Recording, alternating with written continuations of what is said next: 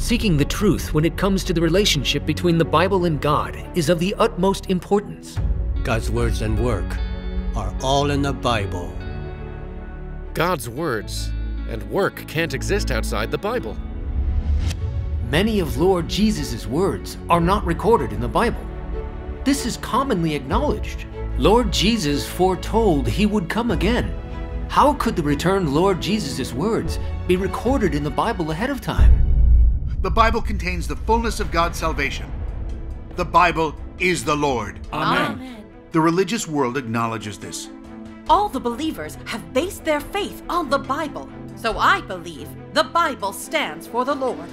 Belief in the Bible means belief in the Lord. Amen. You substitute the Bible for the Lord and the words and work of his return. Isn't that a betrayal of the Lord? Are you a servant of the Lord or a servant to the Bible? People place the same status to the Bible as they do to God. There's even those who acknowledge the Bible, but not God. They regard the Bible as supreme and even use it to replace God. The religious world has sunk to the point where they only acknowledge the Bible and not the Lord's return, and so they're doomed. Almighty God says, "They were not people who believed in God, but people who believed in the Bible." Essentially, they were watchdogs of the Bible. If man's faith consists solely in abiding by the Bible and their heart has no place for the Lord, if they cannot worship the Lord as great and practice his words, if they are incapable of accepting and obeying God's work and guidance, then wouldn't you say that such a man is a hypocritical Pharisee? I don't agree with your views.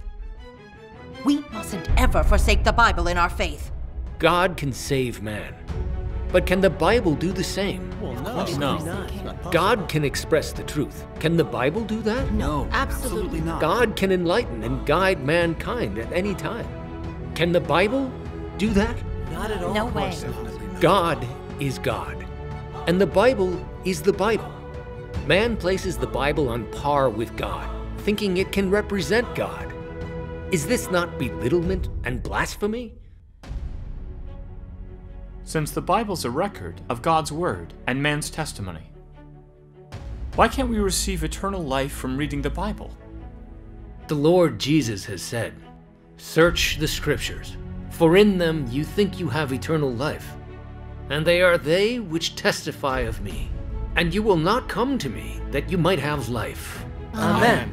The Bible does not have eternal life. Only Christ is the life, the truth, and the way. Amen.